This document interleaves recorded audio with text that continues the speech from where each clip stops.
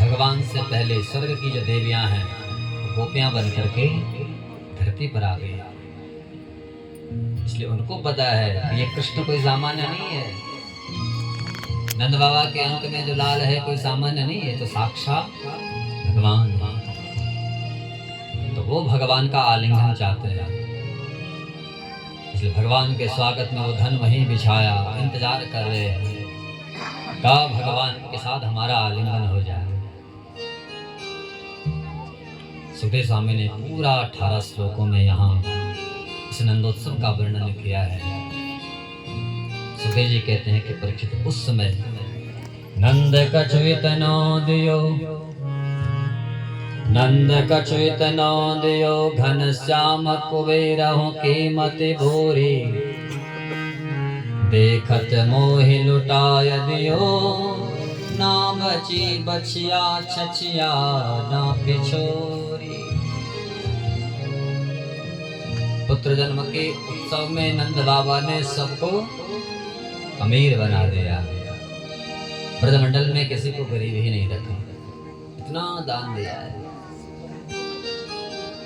उस समय याद आए नंद बाबा को, मैं तो यहाँ पुत्र जन्म के उत्सव में इतना निमग्न हूँ, लेकिन कंस को कर देना था वो भी भूल गया।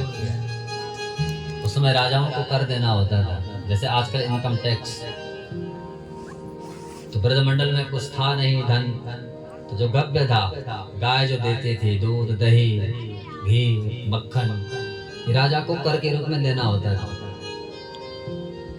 तो नंद बाबा के अंदर भाव आया कि मैं तो यहाँ पुत्र जन्म का उत्सव मना रहा हूँ, कहीं कंस को पता लगा तो कहीं हमको कष्ट न दे जाए।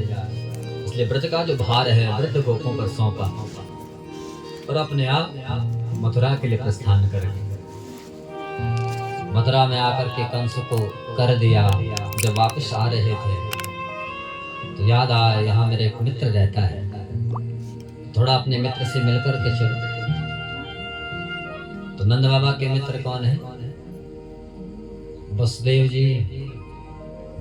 तो वसुदेव जी के पास में आए, दूर से आते हुए देखा वसुदेव जी ने, हृदय एकदम द्रवित हो गया, नेत्रों से अश्रु की धारा टपकने लगी।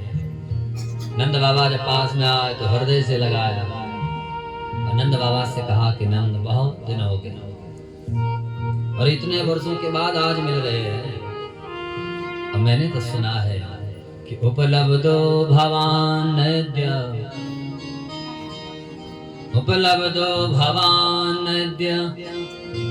दुर्लभम प्रिय दर्शन। कहा नंद मैंने सुना है कि जो प्रेमी जब एक बार बिछड़ जाता है दोबारा उससे मिलन होना बड़ा असंभव होता है। लेकिन तुम्हारा और हमारा कितना सुंदर भाग्य है कि देखो ना, इतने वर्षों के बाद आज मिल रहे हैं। दोनों एक दूसरे से मिले, हृदय से लगे। नंद बाबा ने कहा कि वसुदेव जी मैंने सुना है तुम्हारे यहाँ 6 बेटा कंस ने मार डाला, 7वां गर्भ देवकी का नष्ट हुआ, 8वीं एक कन्या आई थी, उस पापी कंस ने उसको भी नहीं छोड़ा। क्या होते देवकी पुत्रा कंसेन बहवो हता, एका वसिष्ठा वरजा कन्या सापि दिवंगता। पापी कंस ने उस कन्या को भी नहीं छोड़ा, तुम्हारी वो कन्या स्वर्ग में चली गई। वसुदेव जी कहते हैं कि नंद बाबा मेरे जीवन में वो दुख लिखा होगा, इसलिए उसको भोग रहा हूँ, सहन कर रहा हूँ। लेकिन नंद बाबा से वसुदेव जी ने एक बार भी ये चर्चा नहीं की कि जिस पुत्र के जन्म का उत्सव तुम अपने गोकुल में मना रहे हो तो बेटा तुम्हारा नहीं है, वो बेटा तो मेरा है। रात्र के अंधेरे में उसको तो मैं छोड़ करके आया था। एक बार भी ये चर्चा नहीं की। इसलिए नहीं की, जानते हैं कि नंद बाबा के जीवन में वृद्धावस्था में पुत्र का सुख मिला है और वृद्धावस्था की संतान से मोह ज्यादा रहता है। और यदि मैंने अभी कह दिया कि ये बेटा मेरा है तो नंद बाबा तो जीते जी मर जाएंगे। इसलिए एक बार भी ये चर्चा नहीं की, बल्कि नंद बाबा से कहा कि नंद मैंने सुना है जिस दिन से मेरी वो कन्या स्वर्ग में गई, मेरी वो कन्या कंस को कह कर के गई है कि तुझे मारने वाला कहीं और पैदा हो रखा है, और तब से ये कंस नवजात शिशुओं को मार रहा है। तो कहीं ऐसा न हो तुम्हारे यहाँ पहुंच जाए, वहां तुम्हारे लालाओं का मरण न करे, इसलिए तुमको यहाँ से जल्दी निकलना चाहिए।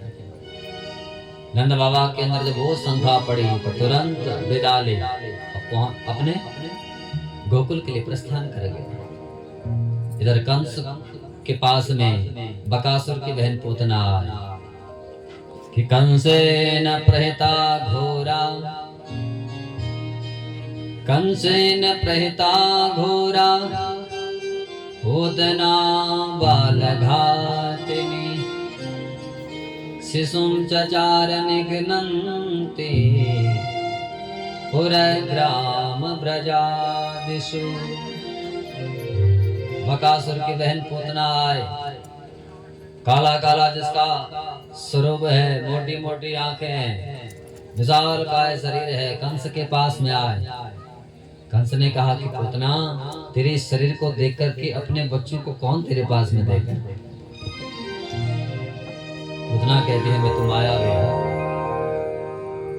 मैं माया के द्वारा सुंदर स्वरूप बना सकती हूँ। और उसी समय पूतना ने माया के द्वारा अपने आप को बदल दिया। तो फिर कैसा स्वरूप बनाया कि ताम के सबंधगत शक्त मल्लिकाम बृहन्नितंब स्तन कृक्षमध्यमा सुवाससं कंपित कर्णभूषण त्रिशूलसत्कुंतलमंडितानना। पूतना ने अपने स्वरूप को बदला, बालों में बेला के फूल लगाए, सुंदर रेशमी घाघरा पूतना ने पहना है, अनेक प्रकार के आभूषणों से अपने आप को अलंकृत किया और ऐसा दिख रही है कि मानो किसी बड़े घराने की बहू। पूतना चली, गोकुल में आया, ब्रजवासियों ने देखा और ब्रजवासियों ने जब पूतना के उस दिव्य स्वरूप को देखा तो ये पूछना भूल गई कि देवी तुम कौन हो, कहां से आए? क्योंकि पूतना का जो रूप लावण्य था, उस रूप लावण्य ने ब्रजवासियों के मन को चुरा लिया। क्या लिखा है? मनोहरंती, मन का हरण कर लिया। किसका?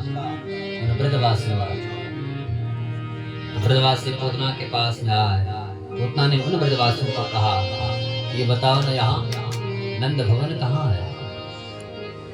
नंद बाबा का वो महल कहाँ है? तो ब्रजवासियों ने पूतना का हाथ पकड़ा और लेकर के गए नंद भवन के द्वार। वहां जाकर के पूतना भगवती जसोदा को पुकारती है। कहा अरे जसोदा। तो जसोदा मैया बाहर आई। जसोदा मैया ने पूतना को देखा तो जसोदा मैया भी पूछना भूल गई कि देवी तुम कौन हो? क्योंकि मन में भाव आता है कि स्वरूप ऐसा बना रखा है, श्रृंगार ऐसा कर रखा है कि किसी बड़े घराने से आई। पूतना ने कहा कि बहन क्या अपने लाल का दर्शन नहीं कराएगी? जसोदा मैया ने कहा कि बहन सारा ब्रजमंडल मेरे लाल का दर्शन करके चला गया, तो आज तक थी कहाँ? पूतना कहती है कि बहन मैं तो अपने मायके में थी और जो पता लगा तेरे यहाँ वृद्धावस्था में संतान आई है तो मुझसे तो रहा ही नहीं गया। मैं तो दौड़ दौड़ चले आए, इसलिए बताओ ना तेरा लाल कहाँ है? क्या अपने लाल का दर्शन नहीं कराएगी? भगवती जसोदा ने पूतना से कहा कि बहन वो तो अंदर लेटा हुआ है। तो उस कक्ष की ओर इशारा किया जहां भगवान लेटे हुए हैं। तो पूतना जैसे ही वहां उस कक्ष के द्वार पर आया और दरवाजे को खोला, भगवान ने पूतना को देखा तो देखते ही भगवान ने अपने नेत्र बंद कर दिए। तो भगवान ने अपने नेत्र बंद क्यों किए? समझना जरा, इस पर भी संतों ने बहुत भाव दिए हैं। एक संत कहते हैं कि भगवान ने अपने नेत्र इसलिए बंद किए क्योंकि हमारी जो आंखें हैं, इन आंखों में सूर्य और चंद्रमा रहते हैं। उस समय मानो भगवान सूर्य और चंद्रमा ने इस पूतना को देखा हो और उन दोनों के अंदर भाव आया हो ये पूतना तो बाल घातनी है, बच्चों को मारती है, तो हत्यारे नहीं। तो मानो और सूर्य चंद्रमा ने विचार किया हो कि ऐसी इस बाल घातन का हमको दर्शन नहीं करना है, तो मानो इसलिए भगवान ने अपने नेत्र बंद किए।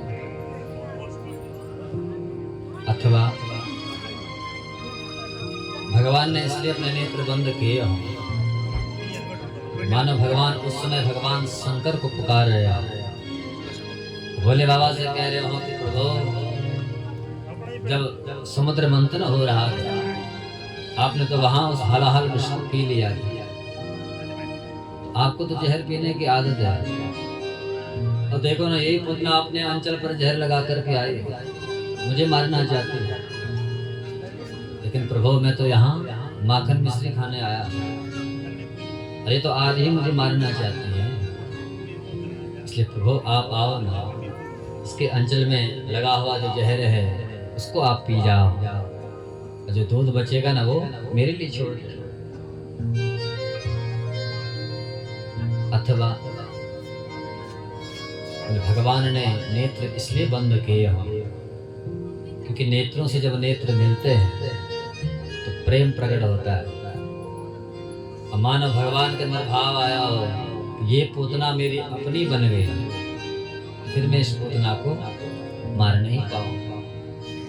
तो मानो भगवान ने इसलिए पूतना को देखने से पहले ही अपने नेत्र बंद कर दिया।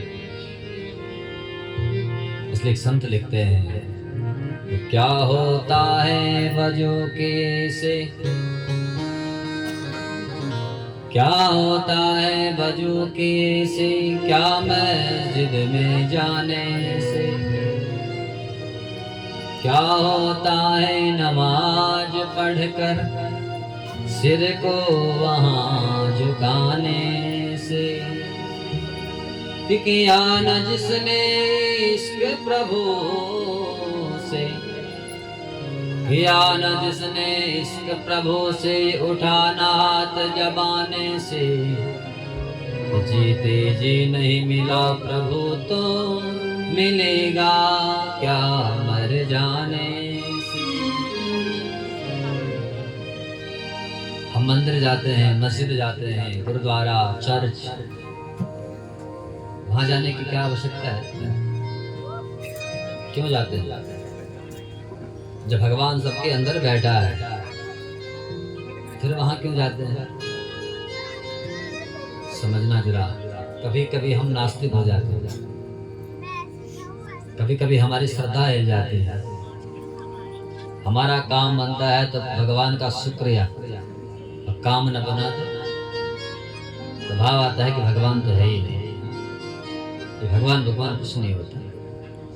उस समय जब हमारी श्रद्धा हिल जाए, उस समय मंदिर में जाओ, और भगवान की जो मूर्ति वहां है उस मूर्ति को निहारो।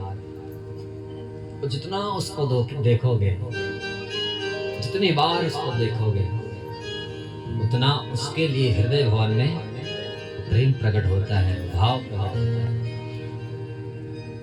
संत कहते हैं कि पहले मैं जब संसार में आया, संसार को देखा, और मुझे लगा कि मैं तो सांसारिक हो गया। फिर मैंने संसार को देखना बंद किया, भगवान को निहारना प्रारंभ किया। तो दोस्तों, पहुंच चुकी मैं घर, और बहुत अच्छा रहा कार्यक्रम, भागवत कथा बहुत अच्छी लगी, और मैंने आपको भी बनाई है वीडियो, आप भी उसको देखिएगा और पुण्य का लाभ लीजिएगा। फिर मिलेंगे आपको नई वीडियो के साथ, तब तक के लिए नमस्कार, धन्यवाद, जय श्री राधे।